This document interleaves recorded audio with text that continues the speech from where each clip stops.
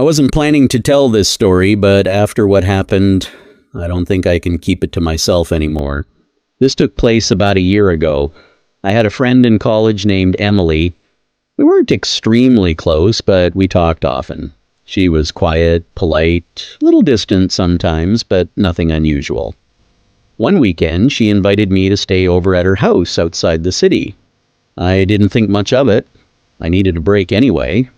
When we arrived, the first thing I noticed was how isolated the place was. No neighbors, no streetlights, just trees and silence. The house itself looked old, not abandoned, just forgotten. Emily unlocked the door and smiled like everything was normal. She told me it was just her and her sister living there.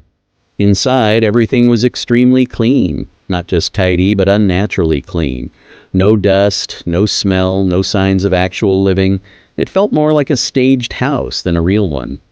Then I saw her sister. She was standing at the end of the hallway, just standing there. Emily introduced her as Lily. Lily didn't say anything, didn't wave, didn't blink. She just stared at me.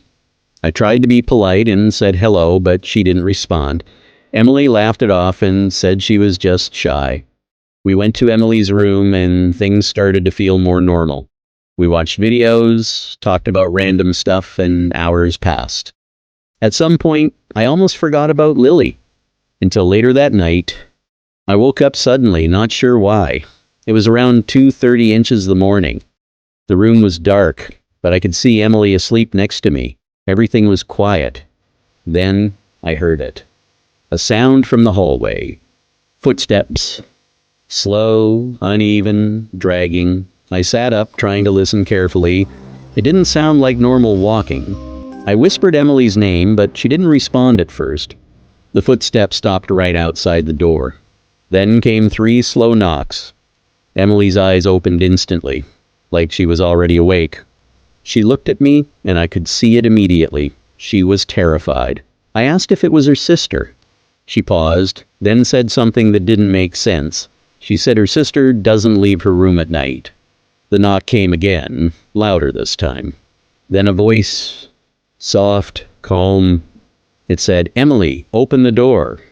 I felt a chill run through my body because the voice sounded exactly like Emily. I looked at her. She was right next to me, frozen. The voice came again, asking why we were ignoring it. Then the door handle started moving slowly. Emily grabbed my arm so tight it hurt and told me not to move. The handle stopped. Then there was silence. After that came a scratching sound, like fingernails dragging across the door. It went on for what felt like forever. I didn't breathe. I didn't move.